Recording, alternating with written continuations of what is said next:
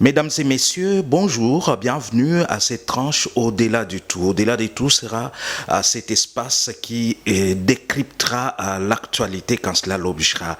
Nous nous voudrons bien évidemment objectifs. Nous parlerons de ce qui va, ce qui ne va pas. Question de jouer à l'objectivité, à jouer à l'équilibre. Aujourd'hui, exceptionnellement, nous allons parler de ce spectacle malheureux des partisans de Moïse Katumbi et c'est qu'on peut appeler du chef de l'État.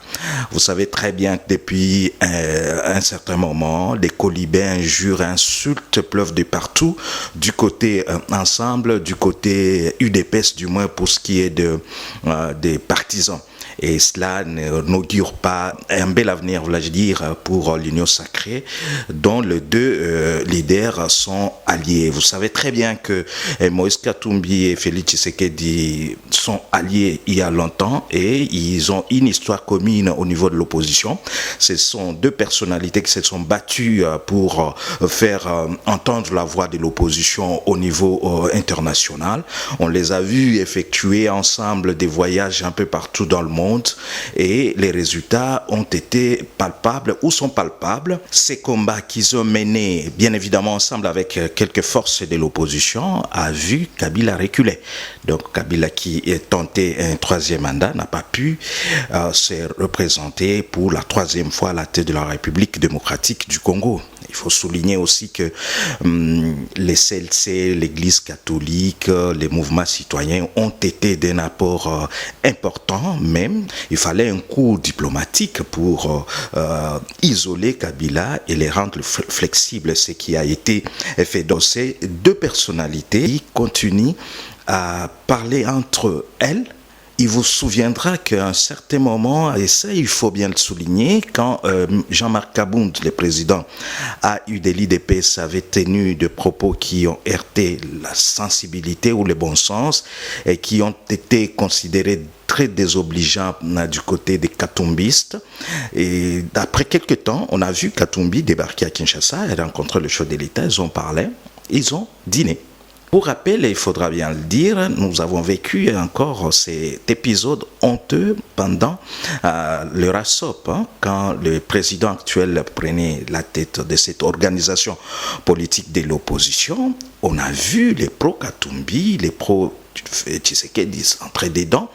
Et du coup, en Afrique du Sud, les deux personnalités se sont affichées sur une des images où ils se serraient la main. Je voulais finir en disant que je voudrais finir en disant à ceux-là qui croient que éliminer un candidat est une voie ouverte à l'élection ou à la victoire de Félix Tshisekedi en 2023. Non, il n'en est pas question. L'histoire enseigne qu'en 2018, Chadari n'avait pas comme adversaire Moïse Katumbi, Jean-Pierre Bemba, Adolphe Muzito, bien évidemment Kamere qui soutenait Félix Tshisekedi, mais n'a pas pu l'emporter. Il a été battu à plate couture.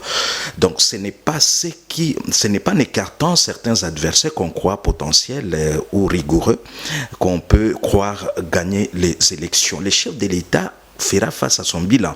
Je l'ai dit sans peur d'être contredit que beaucoup qui constituent ou qui composent l'Union sacrée sont ambitieux et ils pourront se présenter, ils pourront candidater et compétir pour les élections de 2023. Moi, je ne pense pas que ce soit le problème parce que c'est le nom le plus avancé actuellement, le nom Katumbi. Katumbi viendra avec son programme. Lui ne viendra pas avec un bilan parce que le bilan appartient au chef de l'État actuel. Lui viendra avec un programme, bien évidemment, qui sera influencé par tout ce qu'il a connu ou les réalisations qu'il a pu faire quand il était gouverneur du Grand Katanga ou du Katanga. Et je ne pense pas que cela frustrait Félix Tshisekedi qui, depuis qu'il est avec Katumbi, les connaissait toujours adversaires politiques. Même quand ils étaient en train de mener le combat diplomatique contre le régime Kabila, ils partaient, ils voyageaient en adversaire. Ils savaient que Katumbi sera candidat. Katumbi savait à son tour que Félix Tshisekedi sera candidat.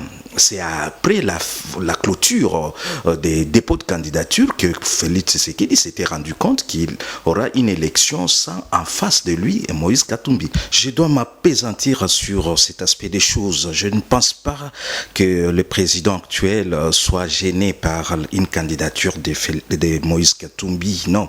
Parce que depuis qu'ils étaient ensemble, pendant le RASOP, et tous les voyages qu'ils effectuaient à l'étranger pour les fronts diplomatiques contre le régime de Kabila, ils y allaient adversaires.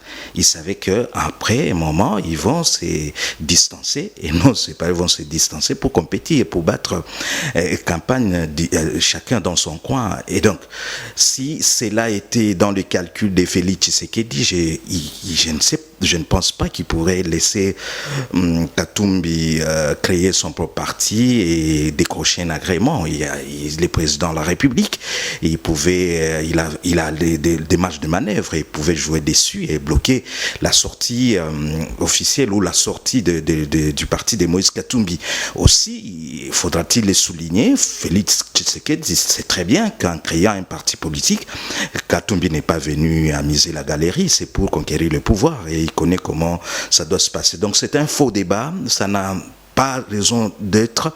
Il faudra que chacun à son niveau mette de l'eau dans son petit vin et faire évoluer les choses. Ce qui préoccupe la population actuellement, ce n'est ni cette guerre que se livrent les deux les deux alliés. La population a besoin de son pain, de l'eau, de l'électricité, de sa santé, de l'éducation, du salaire, de la sécurité, surtout dans la partie Est.